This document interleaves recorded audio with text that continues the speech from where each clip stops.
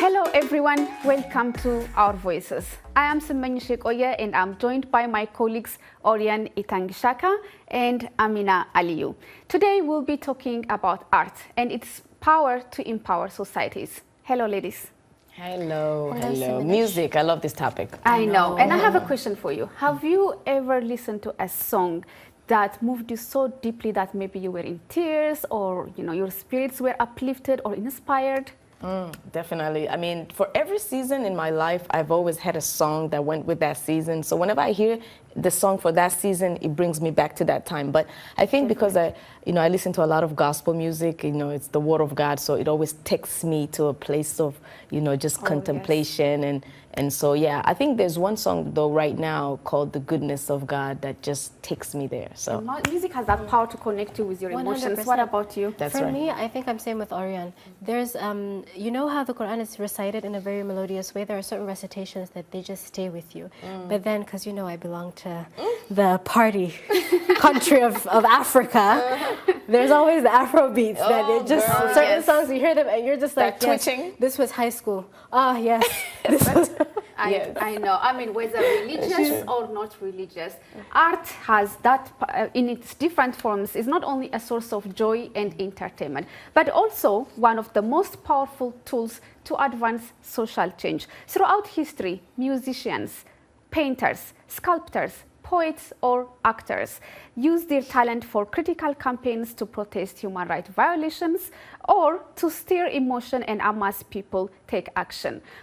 From South African musician Miriam Makeba, who used her songs for anti-apartheid campaign, to the SIGAG project, a band in Mozambique that is producing music with a message to drive social change, African societies are increasingly using art to raise consciousness and incentivize people to address social change and promote peace. On this week's edition of Our Voices, we will look at how art is used to promote peace and reconciliation. We will hear from experts on how art can improve social, cultural, and economic dynamics among societies. That's right. Well, Ethiopia has long struggled with problems of communal friction, which have turned into violent and ethnic conflict. Members of the two largest groups are the Oromos and the Amharas have come together to showcase traditional conflict resolution through musical drama. Maya Misikiri reports from Adama, Ethiopia. 1 year ago, Bertukan Taddese was fleeing war between Ethiopia's federal government and Tigrayan forces from her hometown in Wallo, Amhara region, where she works as a dancer. With the November peace deal, she is back performing and using her skills to show traditional ways to resolve conflict peacefully between two main ethnic groups, the Amhara and Oromo. Our only difference is the language. We have seen them rehearsing yesterday, and they have also seen ours. If you look through my family, there's an Oromo, and there's an Amhara in theirs too. I don't know how it got so divided. The actors in this production demonstrate Abbagar, a customary Amhara way of managing conflict to stop tit-for-tat violence. With Abbagar, elders and women ask for forgiveness on behalf of offenders. Currently, with the government unable to maintain peace and security, people are being adjudicated by the Abbagar system. There are a lot of killings in our area, but once the Abbagar is involved, that's it stops. Oromo actors perform their traditional Gada system, where the community's women call on elders to resolve conflict using the Sinke stick. When people are fighting and the Sinke come in between, they must stop no matter what, even if it's murder. Afterwards, they're taken to the elders. The role of Sinke is vital in resolving conflict and protecting the rights of women. The Sinke stick is given from mother to daughter when she gets married to safeguard her rights as a wife. We are doing a lot of important work with the Sinke in addressing conflicts across the country, and not just with this tradition, but using the Gada system, which is inseparable from the Sinke, to bring peace in the Oromia region as well as in other regions. Honoring traditional conflict resolution is key to peace, says artist laureate Yufru Gobena. This shows the next generation that we can resolve conflict through discussion. The Ethiopian youth in this audience seem to agree. Maya Mzikir for VOA News, Adama, Ethiopia. That's a very great initiative indeed. Now in the studio we have a very special guest. Munit Mesfin is Ethiopian-American singer, songwriter, best known for working in a duo with a German vocalist and guitarist Jörg Feil. Munit mostly sings in her mother tongue Amharic and English with inspiration from traditional Ethiopian songs. But Munit is not just only a musician. She calls herself a Pan-African mama who also loves to advocate for peace. Munit, welcome to Our Voices. Thank you so much for having me. Such a pleasure to be here. Yeah, now I have a question for you. So through music, you advocate for peace, and also you empower young girls through art and drama. Tell us about that. How does music or art help you do that? Well, one of the things that I've always found, I mean, since we were babies, we've been sung to, we've been lullabied. So there's a certain thing about a melody with some voices and words that makes you just feel something connecting straight to your soul and to your heart. So there's the power of music that's undeniable, from giving babies peace to giving elders joy, whatever it might be. So the essence is that with music, like, you know, there's news you can read, there's books you can read, there's theater, drama, etc. Music has the power of being so easily repeatable. How many songs have you heard 1,000 times and loved it every time? So there's a certain kind of ability for a song to last for a long time, and like you mentioned, throughout your time, there's a way that it changes meaning across your existence and generations as well. So what I've found is that it just connects with people faster when there's a melody, when there's a rhythm. That's something that also culturally attaches to our sense of identity and self. And with my work, when I was in Ethiopia, one of the things that I was doing was, like you mentioned, empowering girls through music and through storytelling. And it's essentially really kind of crafting a song that, on the one hand, empowers a girl and tells her you are able and capable of doing anything that you can do and want to do. On the other hand, talking to those people that might block her progress. To say, my brothers and my sisters, my uncles and my fathers, and my spiritual leaders, and whoever you might be, if you give the chance for a girl to be all that she can be, the benefit to you, the benefit to the community is infinite. And so when it comes through song, you kind of first think, it's just a song, but what you don't know is that it's just going in there and keep hearing it, and it's soaking into your soul, and next thing you know, you're singing along, and next thing you know, you're moved. And so there's a certain kind of like sense, like it's a slow and very gentle way. Like if you came in with a speech, it might not necessarily be as impactful. Impactful, and there might be more resistance even. And the song is more lasting. A song is more lasting, exactly. So when you're writing as a writer, and when we're talking about social change, when you're writing, do you specifically or intentionally have a way where you trigger emotions in your writing or in your melody, in your singing? Is there a process such? Most of the time I write because I'm moved by something that's going on in the world. So there's something that I see and it makes me feel either some rage or some hopelessness or some joy or whatever it might be. So the thing that moves me is the thing that gets me to start writing anyways. The way that I write is I just flow and I just sing in my car, in the shower, wherever it might be that I'm there. Speaking of in the shower, my question for you is, how do the people around you cope with you always singing in your creative process and the process? And my children are used to me now. I used to perform a lot while I was pregnant with them, so they were soaked in my voice before they came through. But when it comes to connecting with people, it's really kind of on the stage, the way you open yourself up and make yourself vulnerable and really let the emotion come out of you. So there's a certain degree of how authentically and really connected you are to what you're saying that makes a bigger difference. So sometimes the words might be powerful, but if you deliver it with kind of a certain kind of non-open and not honest, and like, you know, there needs to be a little bit of integrity and a little bit of really being willing, really being willing to open yourself up for the energies of the audience to come through and your audience to get to them. Right. So do you also realize the power that you have? Because I mean, maybe we'll talk about it maybe in the next block, where you have the power to transfer emotions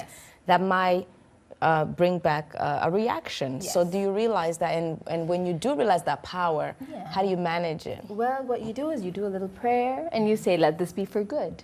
And then what you do is also, I mean, there's so many feedbacks that you get, you know, from sometimes it's not even the words. It's really just like, for example, I'm in the United States of America and I'm like, hi, I'm an Ethiopian singer, it's that the other, and I perform. People are just drawn into your, again, openness and the fact that you're coming there with a spirit of love and connection and building bridges through the art. So they come to you and they talk to you, and there's a lot of response that comes from that. But the most important part for me has been really saying the honesty in which I perform, the openness in which I perform, enables them to be open to respond to you. We're going to come back to more of that, because I really want to know, I want you to tell us about how deeply you connect with, I mean, the role that your mother tongue plays in how you perform. But let's go to a break now. We're discussing the power of art and how it influences society for positive change, especially in Africa. With us is Munit Mesfin, an Ethiopian singer and songwriter. We will continue our conversation. It's time for a break, but first we want to remind you of our social media platforms. We are on Facebook, Instagram, and Twitter. Our handle is at VOA Africa. Use the hashtag VOA Our Voices. We are also on WhatsApp. Our number is US country code +1 202 503 9025. We'll be right back.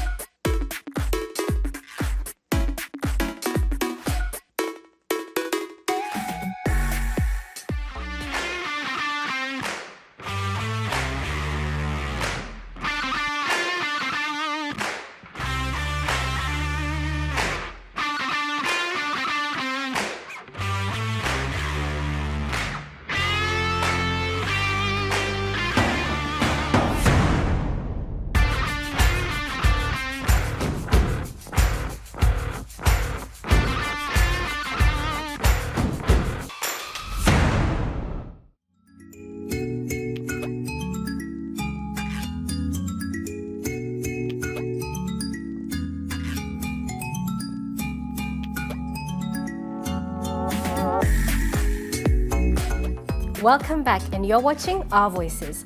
Militant attacks in southern Burkina Faso have raised concerns that young people across the border in Ghana may be drawn to extremism due to a lack of economic opportunities. Aid Group Rural Initiative for Self-Empowerment, or RISE Ghana, is using art and entertainment to rally youth against extremism through a program they call Peace in Schools. Sanano Todd reports from Bolgatanga, Ghana. At the Bolgatanga Technical Institute in Ghana, students are painting their vision of a peaceful society. In real life, their communities are marked by tribal disputes and conflicts that experts say threaten security. Students say different factions target young people, assigning them to dangerous tasks and sometimes combat. Mostly they take advantage of us to use us in their activities, such that we have the strength, one, and two, we are easily deceived. So they try to use with the youth, so as girls too, they can come in and say, oh, I have something for you and a reward for you at the end of what they want us to do. National security officials say increasing unemployment among young people in northern Ghana is making them even more vulnerable to extremist groups. The northern region, one of the country's poorest, borders Burkina Faso, where Islamist militants have made huge advances in recent years. All the economic, social, and cultural factors that are in Ghana here are also present in those other countries that have already fallen to violent extremism. Therefore, it's just a matter of time before it will come here. I'm talking about issues like economic mismanagement. I'm talking about marginalization. I'm talking about unequal development of societies. I'm talking about a certain group feeling that there are certain groups of people in Ghana who feel they are marginalized. And you know, these violent extremists, these are the things they take advantage of. To help avert the risk of recruitment into militant groups, the Rural Initiatives for Self-Empowerment, RISE Ghana, has launched a Peace in School campaign in 15 schools in the Upper East region of Ghana. The project uses arts, theater, and entertainment to engage the youth and rally them against violent extremism. So we are staging this drama so that the children will understand the modus operandi of some of these violent groups, and the fact that when they expose their colleagues to other kind of behaviors like discriminating against them, it can lead them to become radicalized. Bismarck Atintono is the teacher training the students with drama and arts. They are so attached into recreation or entertainment. So when it comes to entertainment, there's always focus. Everybody wants to see, everyone wants to hear. There's always a crowd. Rise Ghana and their partners hope that the Peace in Schools project will equip the youth with enough information on how to quickly identify and avoid violent extremists, and also help them report any suspicious advances to the right authorities. Sana Anutot for VOA News, Bolgatanga, Ghana. Still with us is Munit Masvan, an Ethiopian singer and songwriter. She is also known for her songs of love, peace and joy, and was one of the Washington Area Music Award, also known as WAMIS Award recipient last year. Munit is here with us today to share with us how art can improve social and emotional development. So, Munit, I'm going to quote something you said from a speech you delivered at the UN, United Nations, when it turned 100 years. And you said you'd like to see a world where human beings are respected, protected and enabled to live a life with freedom, without fear, no matter where they are born or no matter of their identities. How can art help create that kind of world? It's a very good question because we desperately need that world. One of the things that I found and one of the things that I'm doing a lot of now is working with children. So I think it comes from starting very, very young. The idea of our humanity, the idea of our shared humanity, the idea that we are all children of this world and we are all recipients of the same rights, and everybody without exception has the right to live, to be joyful, to be safe and secure. That idea is something that you need to start off with very, very young, because that's where we start picking up our values. So there's a lot of work that I do with children, for example, where the idea is, again, really embracing what is multiculturalism, what is diversity, without saying the words diversity, just seeing the human being and the other person and really understanding that they are as I am, they need what I need, they deserve what I deserve. Again, really emphasizing there is no exception. The part that's, I think, very difficult is for people to say everyone without exception. That part is, I think, what holds us back from really being able to build the kinds of bridges and to really understand that we all succeed together, we all fail together. When things go wrong, it really is that the sun is shining for all of us, the rain is raining on all of us. And that sense of we are all community in this global space, and the fact that you look a little bit different, you worship a little bit different, you talk a little bit different, that's just the magic. That is the magic, because the more important thing then, that is a reason for somebody to say to you, yes or no, you can and cannot be a thing. That's right. No, when we look at the grand scheme of things, government always plays a part in every part of our society in whatever we do. As a musician, what do you see as the role of government in especially peace building and music? What I find is that music is songwriting, songwriting is speech, speech is idea. So the most important role is for any government anywhere in the world to be good government and to be in good governance is to enable that space for speech. Speech that is free, where the songwriter does not have to fear for their life, where their words will not be held against them, where they will not be able to say, will this song get me in jail, for example? Like, that's a very fundamental thing, because there's a lot of artists, there's journalists, you all know about that reality, where the words that you say, particularly when they are said in the spirit of unity, particularly when they are said in the spirit of something that leads for better social cohesion, as something that, should not be a risk. And also, as far as government is concerned, giving children the opportunity to have access to music education, arts education, because in reality, children and human beings, we learn better, we live better, we engage better when there's play and music and song than it is even in education realm. Rote memorization, punishment-oriented kind of learning and teaching. So even the lessons that children pick up in schools, I don't know if you grew up in a school where... It's also important to start it early, because that's where positive attitudes... Absolutely, and if you've got capital punishment as a way of education, you're going to grow up being like, violence is a way that makes... And it's interesting that you mentioned school, because, I find that in most African countries, I guess because of low budgeting, music and arts is something that's a bit discarded. When I was growing up, I participated in something called ASCAF. I forget the complete meaning of the acronym, but they celebrated acting and literary work and music and all of that. And then when I think about in this country, you would say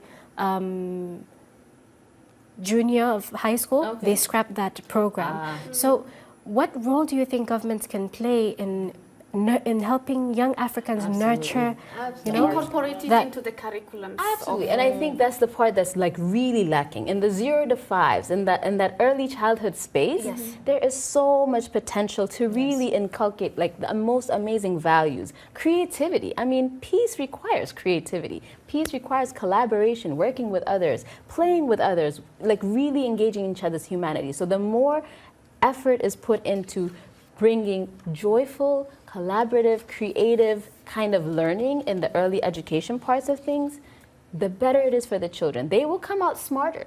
Music is known to make you a better thinker, a better critical analyzer, a better, it's really good for your brain, literally, through science. And as Africans, how does singing your mother tongue, what kind of value and how empowering is that for you? That's a culture, what about our griots? History is passed down orally within the African continent. And so all of the ideas of who we were, things that are rapidly changing at a time when there's so much globalization, and globalization is not going to stop, but there's a certain value that comes in understanding who you were, keeping the best parts of you, not necessarily keeping everything, because culture is dynamic, history is dynamic, and we're dynamic, but really understanding that there is value in sustaining languages. There are a lot of languages disappearing in the continent at this moment. And I think that's the beauty of music, right? It's transboundary. It's also a way of preserving the languages. It's preserving language.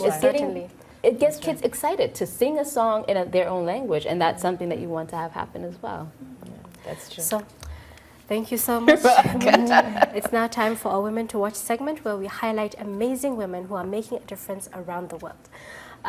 Today we introduce to you Lavender, a 15-year-old Kenyan girl who is using dance to get out of slums and live her dream of becoming the first professional ballerina from Kenya.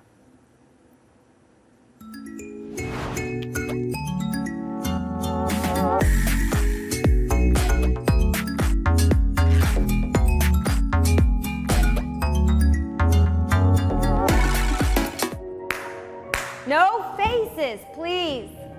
No matter what happens.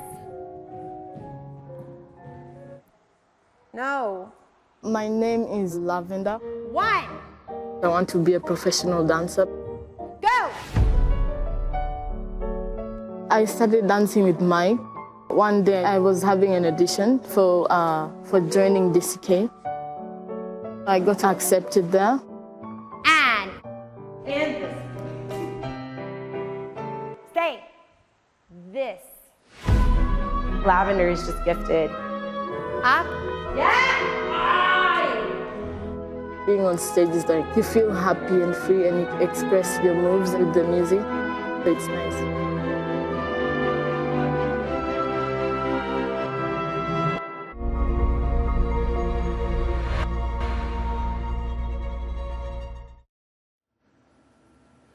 Well, you can see more of Lavender's inspiring story on VOS 52 documentary. But now it's time to watch Munit perform. She usually performs in pair with her guitarist, but today she brought her own instrument. So, Munit, what are you going to play for us today?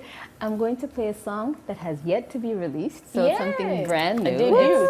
It is in Amharic. It's a song called Tayen, which means I can see it. So it's like a very, can you imagine this world? And it's a world that I would love to see in my home country, in my home continent, and where I'm living. So it's a song called Tayen, brand new. Tayen is coming up. How exciting it's going to be, we'll see. But we'll close today with her Ethio Soul music. So we'll see you again next week with another program.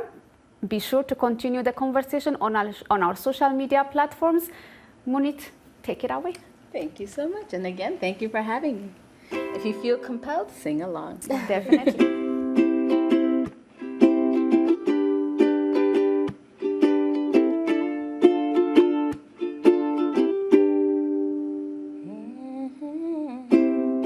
Tayen, Tayen, andulai.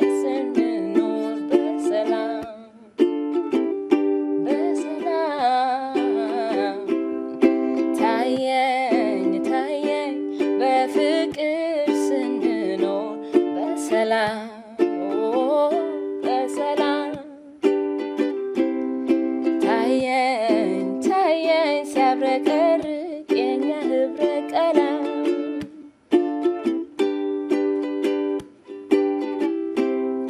ታየኝ ታየኝ ሲያብረቀርቅ የኛ ህብረ ቀለም እንደ ፀሐይ ለዓለም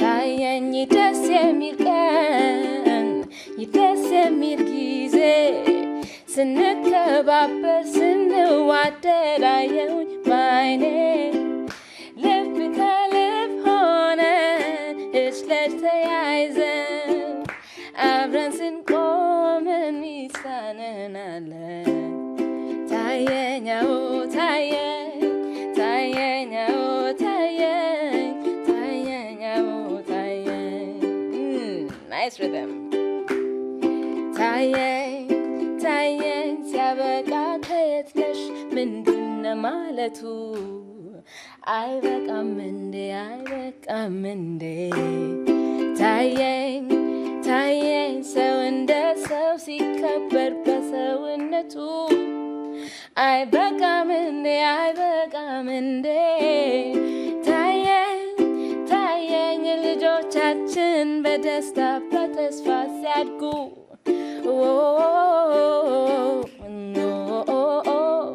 ታየኝ ታየኝ በእውቀት በነፃነት ሲለመልሙ ለዓለም ሲተርፉ